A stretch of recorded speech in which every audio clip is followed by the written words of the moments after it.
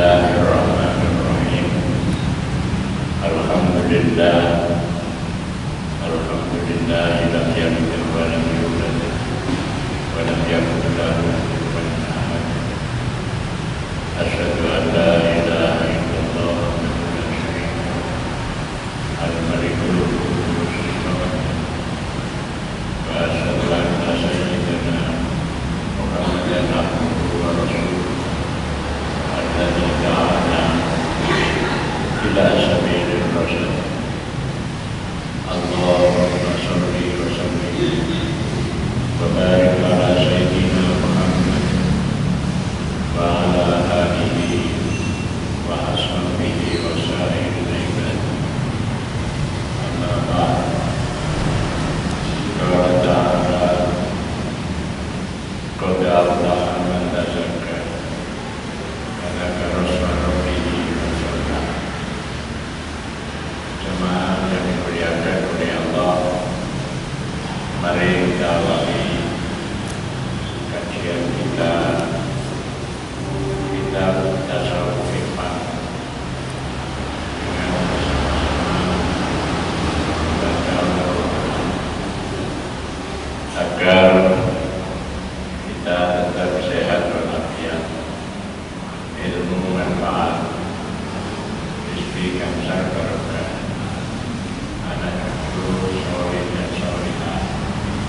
Besok apabila kita dipanggil oleh Allah, kita mendapatkan husnul khotimah ala hadhihi niyat wa ala kulli niyatin sholihah. Al-Fatihah.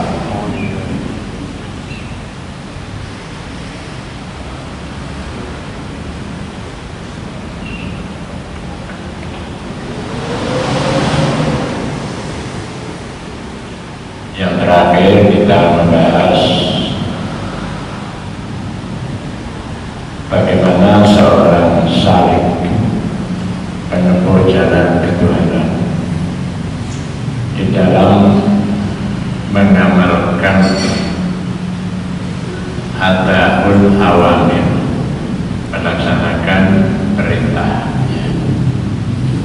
Pada halaman 41 kemarin sudah kita bahas ada 5. Sekarang kita membahas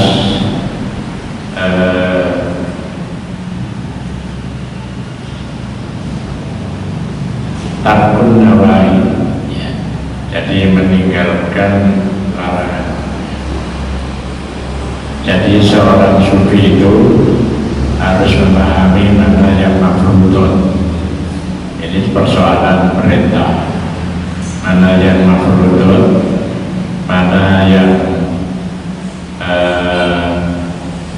jadi perintah itu ada mafrudun, ada wajibat, ada nawafil, ada masnunah, ada mubahah, dan ada nawafil. Jadi ada perintah itu ada tingkatan-tingkatan. Kalau ulama syariat dia punya pandangan ya yang di atas itu diamalkan. Tapi bagi ulama hakikat, karena pendekatannya itu pendekatan hakikat dari hukum, bukan syariat hukum, maka mana yang lebih utama? Ya secara syariat tetap yang mafrudun itu diutamakan. Tapi dari potensi batin, mafrudun tetap dilaksanakan, tapi an-nawafil itu tidak kemudian ditinggalkan. Karena an-nawafil itu sifatnya sukarela, dan sukarela itu satu amal yang tidak memerlukan pahala. Ya, jadi kalau pahalanya, jadi kalau ganjarannya tapi ditata. Lalu wajib krono sunnah ya ono ganjaran. Tapi kalau an-nawafil itu bukan karena ganjaran, tapi karena sudah ada rasa cinta bagi hamba kepada Allah, sehingga masih nafilah tetap diamal. Kalau yang wajib itu satu ketika bisa mendapatkan usul, tapi sing nawafil itu tidak kemudian begitu saja ditinggalkan. Jadi tidak begitu saja ditinggalkan. Mengapa? Karena nawafil itu amalan yang bersifat sukarela, karena munculnya kiro atau gairah di dalam bertemu dengan Allah. Nah, kemudian yang kedua tentang hal yang harus ditinggalkan. Yang pertama adalah al-mahrumah, halaman 41. Perkara sing diharumno, haram jelas. Jadi haram jelas wajib dan berdosa kalau dilaksanakan. Jadi itu yang mahrumah. Kemudian yang kedua adalah asyubhat. Nah, asyubhat itu yang syubhat, yakni sebuah amalia yang meragukan. Ini makanan ini halal apa tidak? Maka di situ yang syubhat itu ya tetap harus ditinggalkan. Kalau kita ada keraguan-raguan, apalagi nanti pada bidang lain, itu kita tidak boleh kemudian disediakan kaum, itu tidak boleh.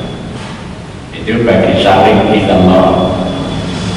Kemudian asyubhat itu adalah yang syubhat. Jadi syubhat itu ada makanan yang itu ada campurannya dari bahan yang diambil dari perkara sing haram, dicampur, maka itu dikatakan halal juga tidak bisa, dikatakan haram mutlak juga tidak bisa. Itu namanya syubhat. Syubhat itu terjadinya campuran antara yang halal dengan yang haram, walaupun itu hanya yang haram itu sedikit, yang haram itu hanya sedikit, tetap itu dikatakan syubhat karena terjadinya percampuran antara yang halal dengan yang haram. Ini tetap harus ditinggalkan. Nah, yang banyak beredar itu adalah di tengah-tengah masyarakat ini adalah yang syubhat. Jadi makanan yang syubhat apa saja sudah, karena kita tidak tahu campurannya tidak tahu. Sampai-sampai dulu majelis ulama itu menentukan kualitas dari sebuah makanan. Makanya ada gerakan kalau di luar negeri itu halal. Jadi makanan halal. Belai sapi itu ya, belai wedhus itu ya. Makanya dulu ada bantuan dari Australia karena entah berapa tahun yang lalu itu karena terlalu banyak produksi sapi. Akhirnya biasanya kalau terlalu banyak sapinya itu ditembaki dibuat di laut. Nah, daripada dibuat di laut, lebih baik diberikan kepada orang Indonesia. Akhirnya LSM Australia itu mengikuti bagaimana cara orang Indonesia menyembelih sapi. Akhirnya rekomendasinya sudah tidak usah dikirim ke Indonesia karena cara menyembelihnya sapi itu diperkosa dulu. Jadi kalau kita melihat sapi itu kalau mau disembelih di kandang, bareng di rogono, bareng di kaibring, di keroyok akeh.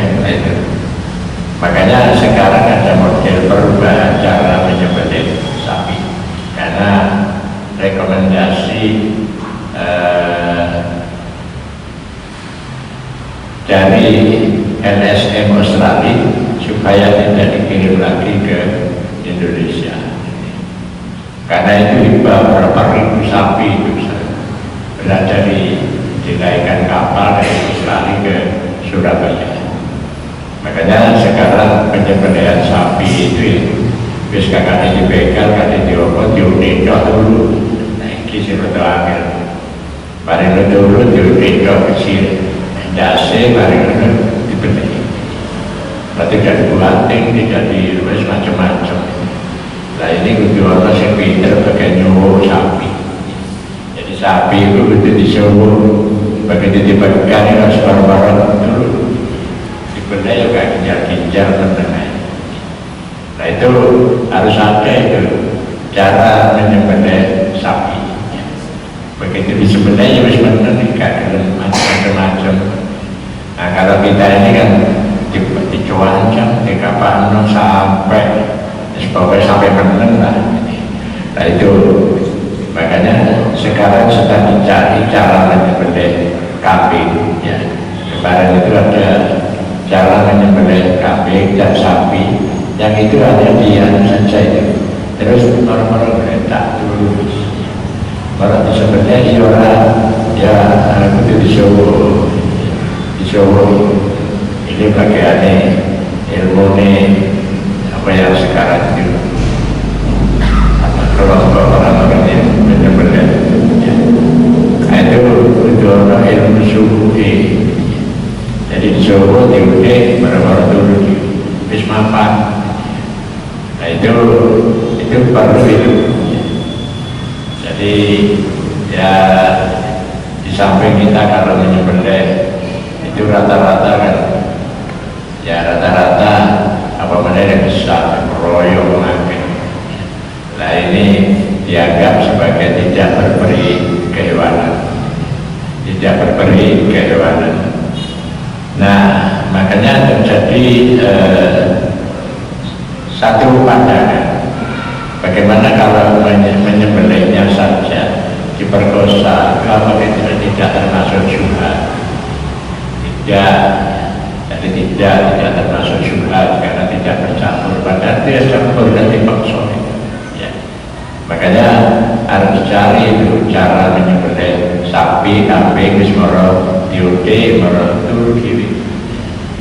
Jadi turu kiwi kan dipegang, kan dikacang, kan diomong. Nah itu hal-hal yang syubhat, tapi pengertian syubhat di sini bercampurnya antara yang halal dan yang haram. Jadi bercampurnya antara yang halal dengan yang haram ya. Walaupun yang haram itu sedikit. Jadi innal halala bayyinun wa innal harama bayyinun wa ma bainahuma umurun mustabihatun la ya'lamuha katsirun minan nas. Makanya para salik ilallah, para perambah jalan Allah itu makanan saja itu diseleksi. Jadi ke akhir makan kayak umum. Jadi diseleksi karena mereka dalam rangka tasqiyatul badan. Jadi tasqiyatul badan, mensucikan anggota badan. Makanya banyak orang yang mempermasalahkan ketika di negara kita ini menyembelih ayam itu ternyata tidak disembelih, dituduhi dong. Ya apa yang dituduhi? Nah karena ya ayam disembelih setiap hari bisa 10.000 sama disembelih PT 10.000 ya. Akhirnya dulu jalan produk. Jadi dituduhi dong. Nah ini akhirnya menjadikan orang ragu cara menyembelihnya ini tidak sesuai dengan syariat.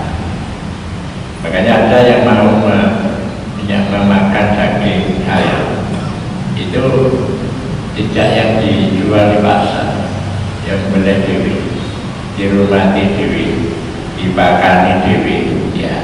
Apalagi kalau informasinya tepung yang datang dari luar negeri untuk pakan ayam pabrikan, itu tepungnya kan bendungane babi. Jadi bendungane babi lah, kita ini kan tahu kita PT ya halal ya.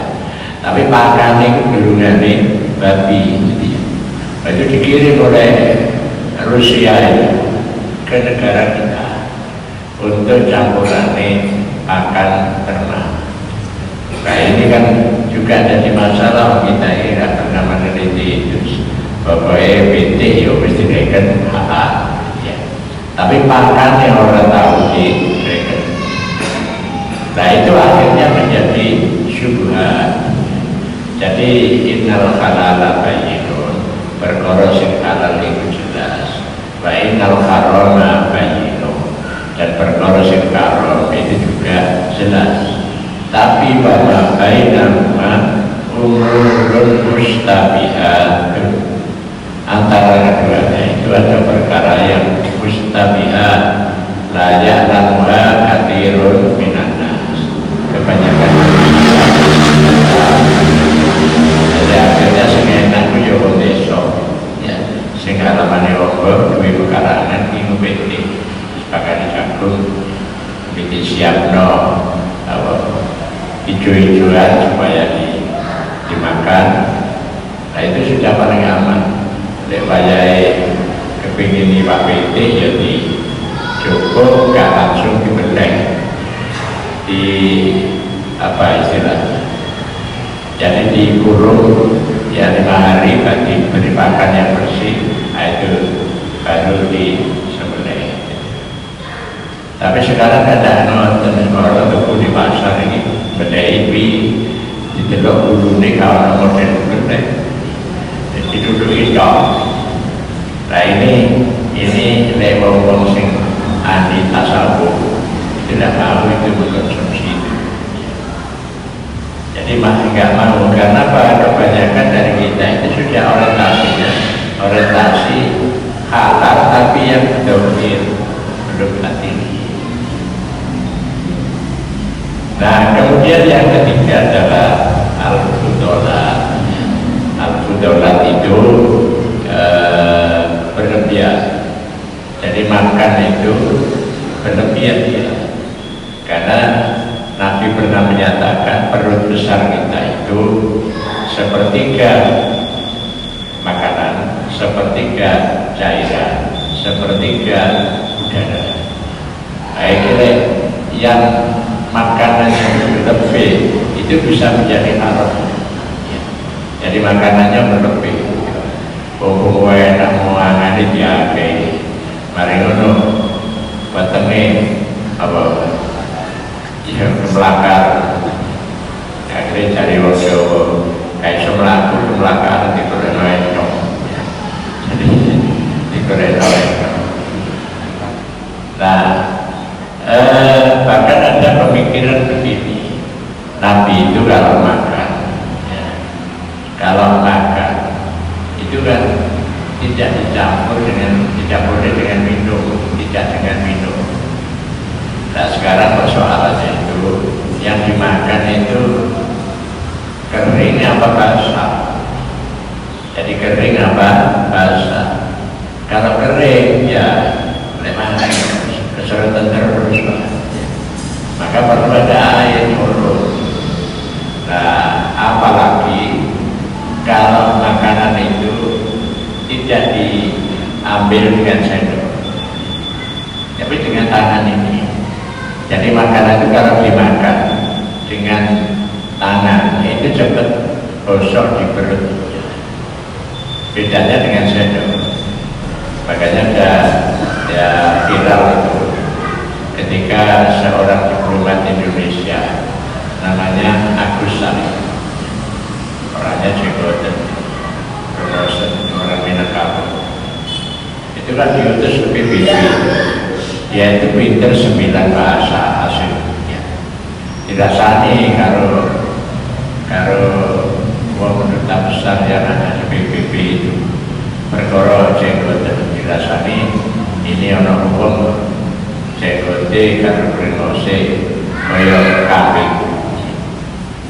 Begitu dia mulai sambutan, dia mohon maaf bahwa kambing ini mau jatuh. Wong bingung itu, kok bisa bahasa Belanda, kok bisa dirasani bahasa Inggris. Ya ternyata dia itu bisa bahasa asing itu 9 barang mangan, ya. Wajahnya nggak bisa itu, ada ebe, tangan, sampai driji, dirasani mana ya Pak?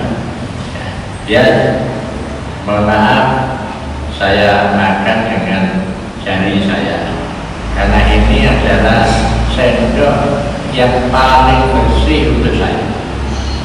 Dan sendok-sendok itu kan apa yang bersih itu? Karena setelah dipakai sana, dipakai sana, dipakai sana. Jadi orang-orang itu kaget dengan jawabannya, dengan jawaban apa? Aku saling ya karena di dalam kaitannya dengan makanan. Kalau makanan itu kita masukkan ke kita dan itu sudah dipegang dengan tangan kita, itu cepat lunak. Jadi gak gampang kena sakit mah.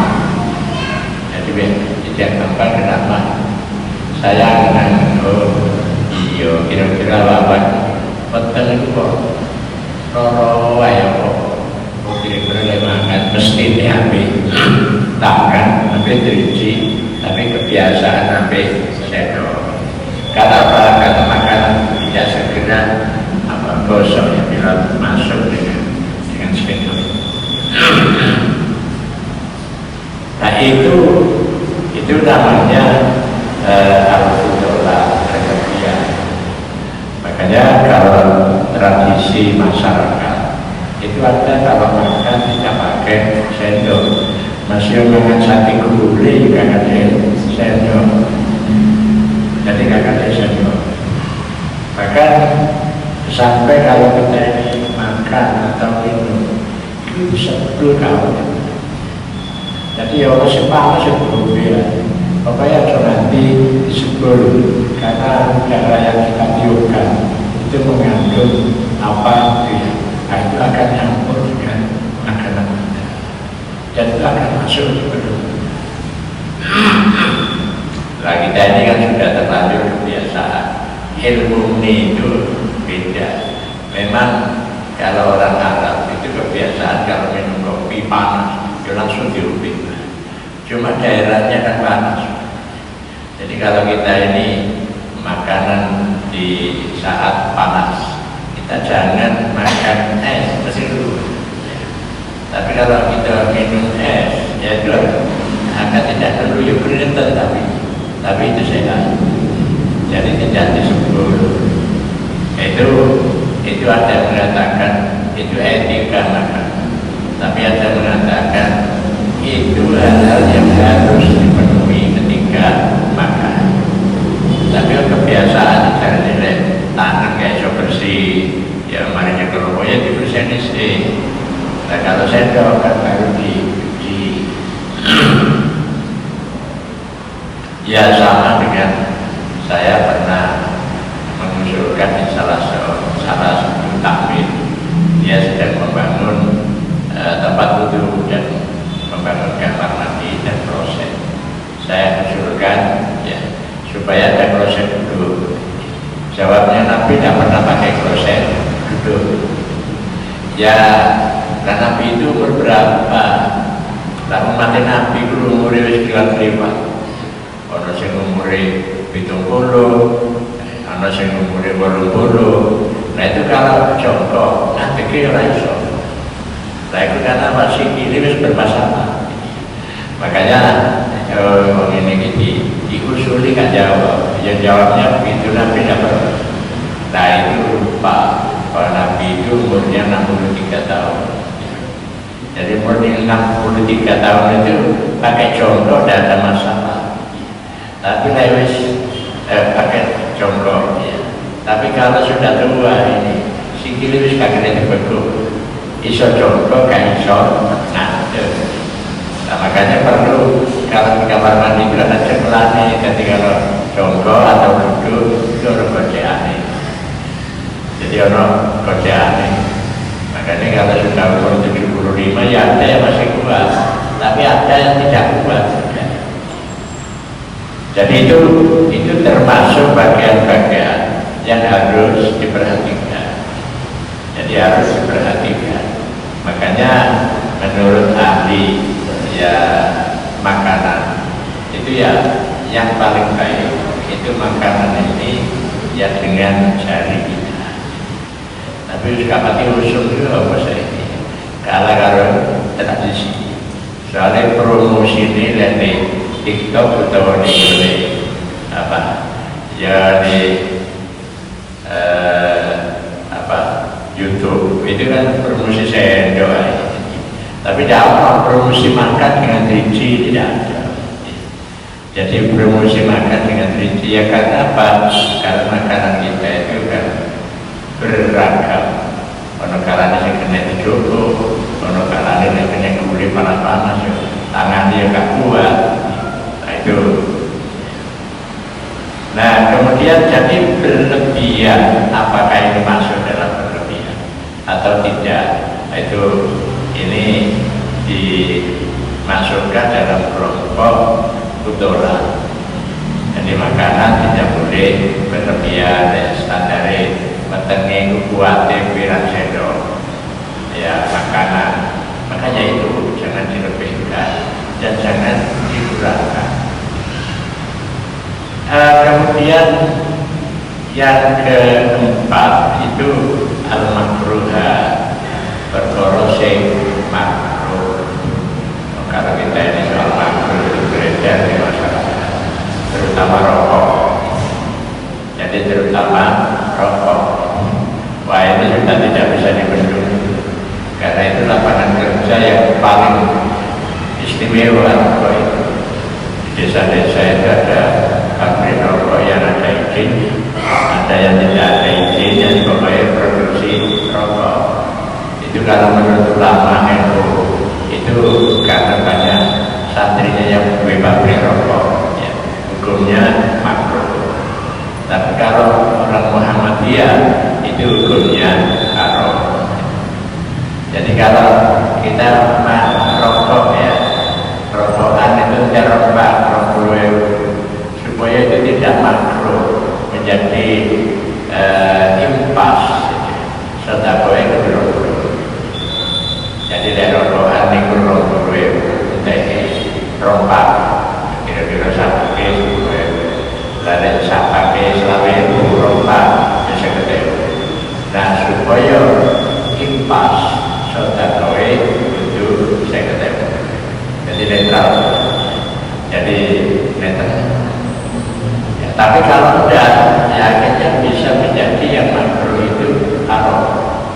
Karena tidak ada apa namanya imbalannya. Nah itu pemikiran. Tapi saya perhatikan ya. Kalau di luar negeri ada apa gitu ya di TikTok apa di YouTube itu ternyata luar negeri itu ya habis rokokan. Makanya kemarin itu saya ditanya, padahal pundi pesantren ini sing kiai ini bukan rokokan apa ini ya? Kabeh kiai kabeh rokokan. Rasanya dekat rokokan kayak semikir. Nah itu saya cari di mana ada kiai yang gak rokokan. Nah ternyata yang gak rokokan itu ya kiai yang bukan wong Jawa. Jadi wong Jawa tapi wong Arab. Nah akhirnya kalau wong Arab rokok apa ini boleh pikiran berkoro apa ini. Jadi kita pilih itu juga susah karena kiai itu umpama biar itu sampai di masjid itu ulang di masjid itu boleh rokokan ulang di rokokan untuk dikarono di sini di masjid. Tapi lihat juga tidak ini pengulang rokokan. Jadi ya sampai saya itu uang kawas wis kadung di Harono ya kayak kiai kurang di masjid tapi robohan. Makanya kalau saya ada robohan ya kan oleh dulu tidak pernah robohan, rasanya pahit, gak biasa. Nah, jadi itu adalah al-makruhat. Makanya pertimbangannya itu harus pertimbangan macam-macam. Gak cukup dengan satu pertimbangan. Ini makruh. Berkapan ini harus kadung seneng meresot tadi netral. Gak makruh. Jadi robohan ini karena setiap seketemu, yo sotako kalau makruh pas. Kalau ganjaran ini, kalau jodohnya. Nah itu makanya seorang itu kalau masuk dalam dunia tasawuf itu merokok itu ditinggalkan dan hal-hal yang syubhat ditinggalkan, jadi ditinggalkan.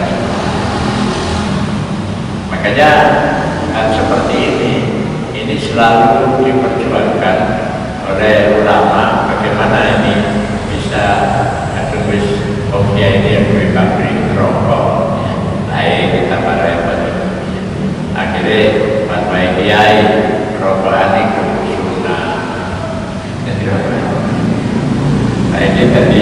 jadi masalah yang besar. Nah kemudian yang kelima yang larangan itu malah bahasa kadaron alama bihi bahasa atau bukan alama bihi bahasa sesuatu yang kita tidak tahu kemudian kita tidak boleh dia bos kapok. Jadi kalau jawabannya ini kapok maka itu aja dilakoni karena malah bahasa kadaron alama bihi bahasa. Jadi perkara sing ora kuatir berarti lakoni apa. Nah itu kalau ada masalah begitu ditinggalkan kapok dari kapok. Makanya saya pernah bepergian dengan seseorang satu kelompok. Pada waktu itu saya masih sekitar umur 50. Nah teman ini dia tetap Senin Kamis kosong. Jadi walaupun kebagian dan kebiasaan sunnah itu kan kita itu berpikirnya lewat dilakoni oleh ganjaran dan ditinggal orang-orang. Nah bagaimana orang tasawuf tidak. Jadi kalau dikerjakan jadi kalau sunnah itu dikerjakan oleh ganjaran dan ditinggal kehilangan ganjaran bedanya nanti. Nah kalau kita ini kan tidak dilakoni oleh ganjaran dan ditinggal ya orang-orang. Akhirnya kekiran perkara terawih ini berdua rombolo terawih itu dikatakan oleh ganjaran ditinggal orang-orang.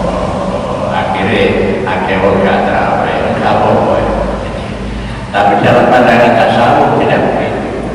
Jadi dalam pandangan tasawuf itu ya orang ini ditawari tetap gak dalam.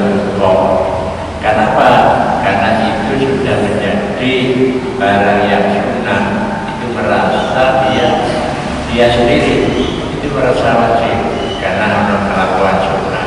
Yang itu bila dilakukan itu menjadi menambahkan kesehatan. Itu kalau berkaitan dengan puasa, berkaitan dengan kesehatan. Jadi kalau begitu cara berpikirnya ini saya tampilkan di sini karena cara berpikirnya ulama syariah dengan ulama tasawuf, ulama hakikat itu betul. Jadi betul. Nah, makanya di sini sebelum kita masuk pada yang lain itu perkara ini harus kita pahami. Jadi harus kita pahami lebih dulu. Jadi karena berkaitan dengan seorang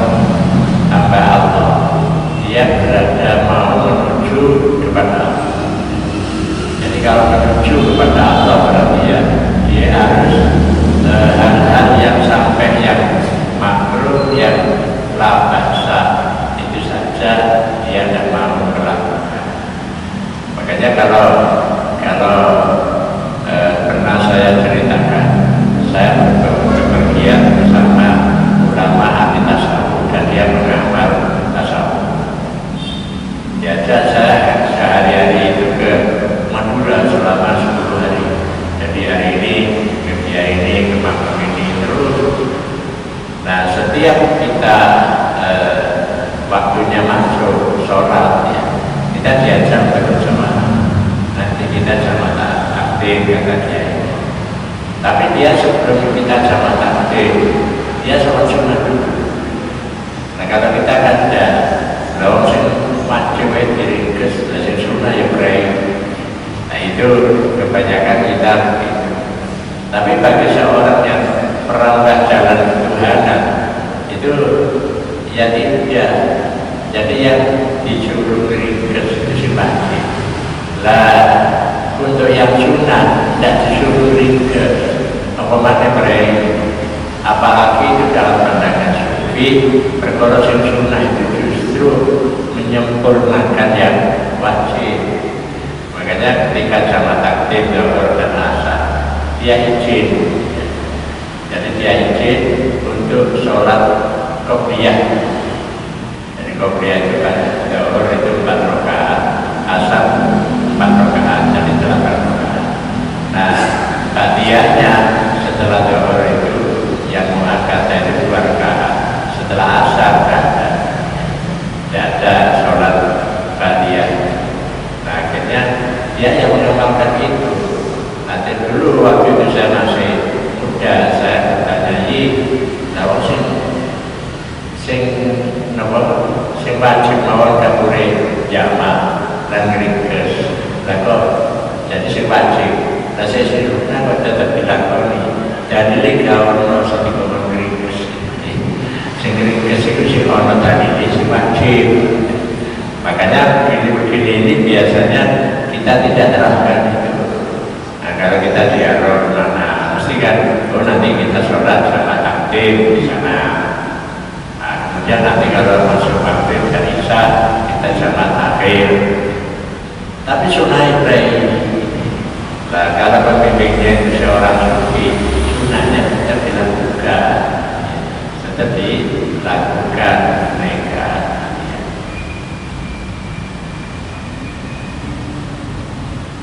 Nah, oleh karena itulah di sini disebutkan bahwa ya, jadi di sini disebutkan firman Allah, ya ayyuhan nas inna khalaqnakum min dzakarin wa untha wa ja'alnakum syu'uban wa qabaila lita'arafu inna akramakum indallahi atqakum innallaha alimun hakim. Innallaha alimun khabir.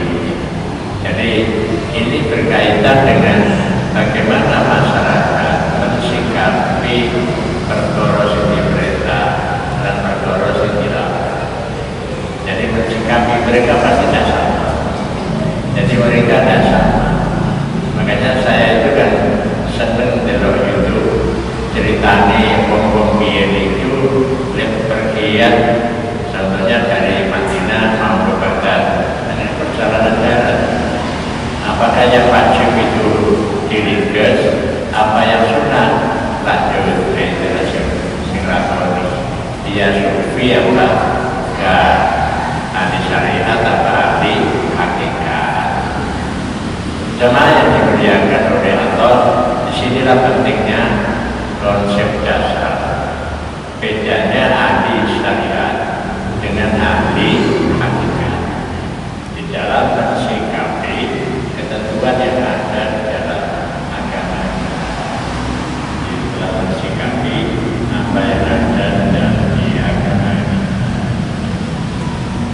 Oke, dan pertanyaan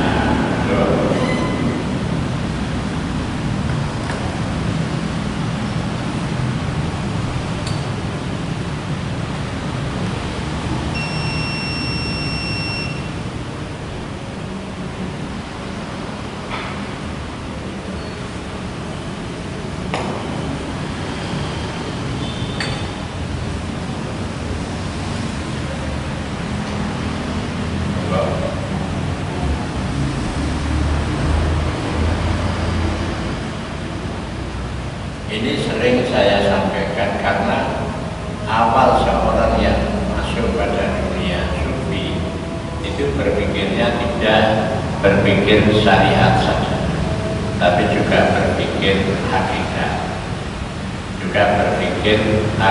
sehingga cara berpikirnya itu sudah berbeda antara ulama syariat dengan ulama hakikat. Yang syariat itu biasanya tidak masuk ke hakikat, kalau orang ulama hakikat syariatnya tidak, jadi syariatnya tidak jalan.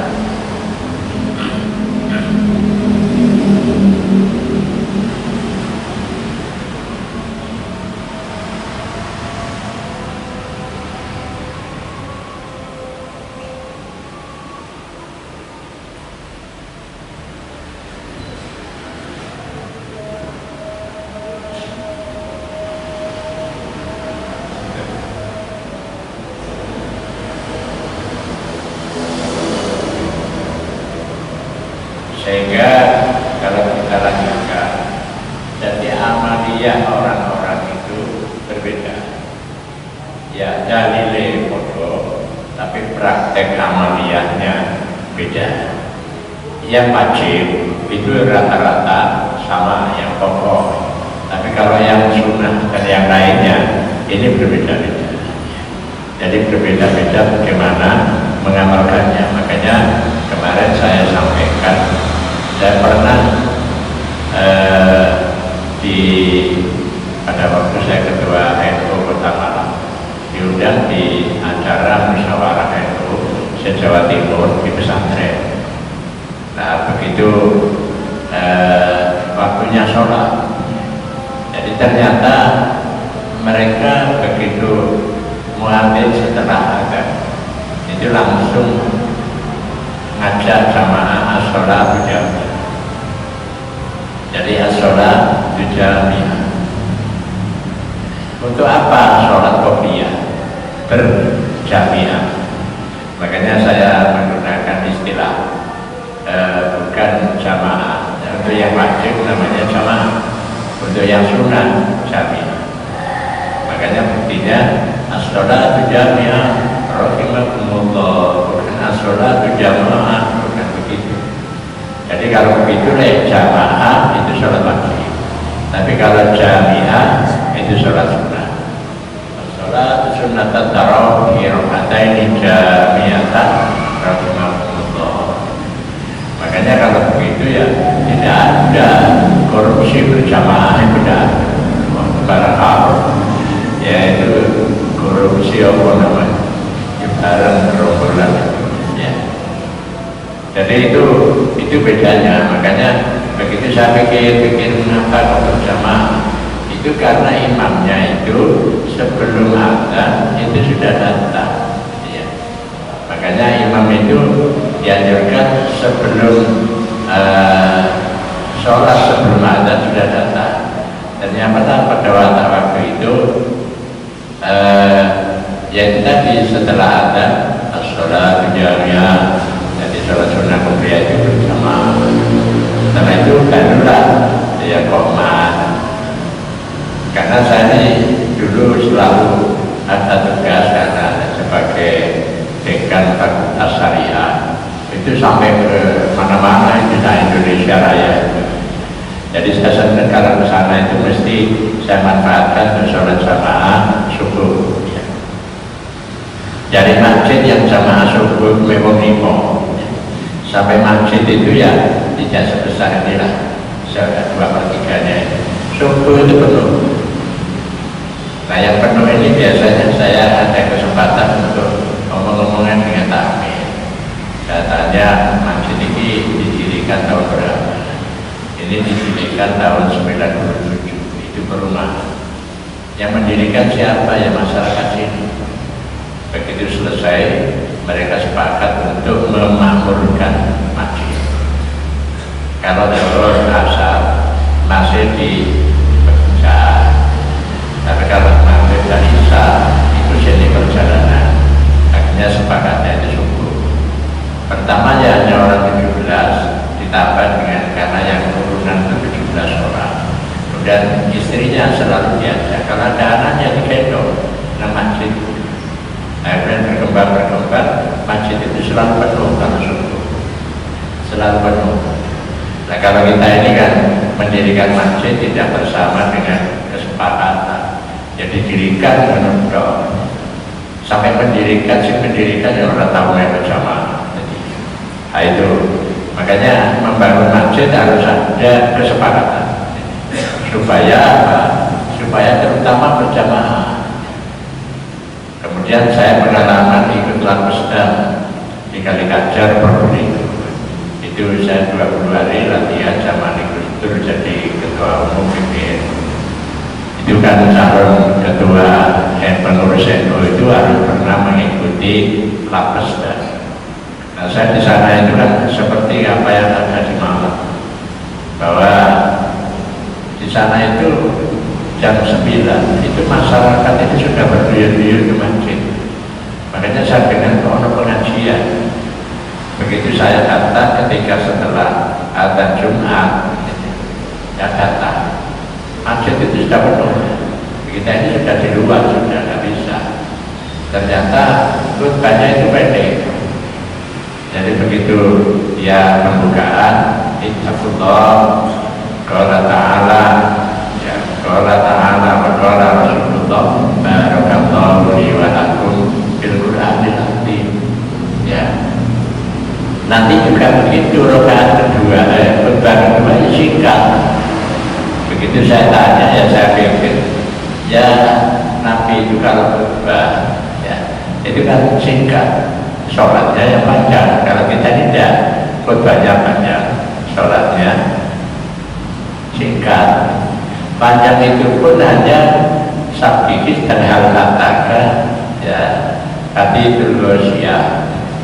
Saya pikir-pikir bener ini, bener, cuma ya masyarakatnya jam sore sini sawah.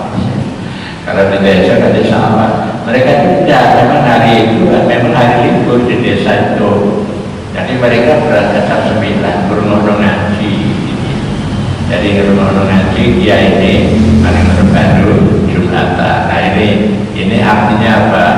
Penerapan, ya. Hukumnya, dalilnya sama, tapi penerapannya berbeda.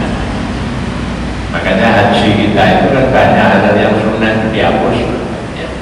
Itu kan kalau yang dulu itu kan karena jamaahnya sedikit, dan sekarang jamaahnya banyak. Tapi ya ada yang mereka itu menunaikan ibadah haji versi Rasulullah. Jadi lewat hukum itu tidak langsung cari hotel ke Arafah, tidak. Dia jalan kaki ke Mina dulu, ya. Kemudian itu sore, terus malamnya dia berada di Mina. Pagi itu dia setelah subuh berangkat ke Arafah, jalan kaki. Ada jamaah saya pada waktu itu orang Bujur, jadi di Janwabis kan. Ya saya buat jalan ya wangi Bujur ini. Jadi zaman semono kalau kendaraan.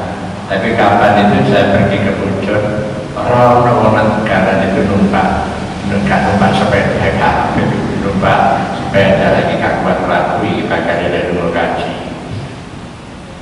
Oke, saya kira itu kalau ada pertanyaan yang dapat kita kaji, semoga ini ada manfaatnya bagi kita semua. Allah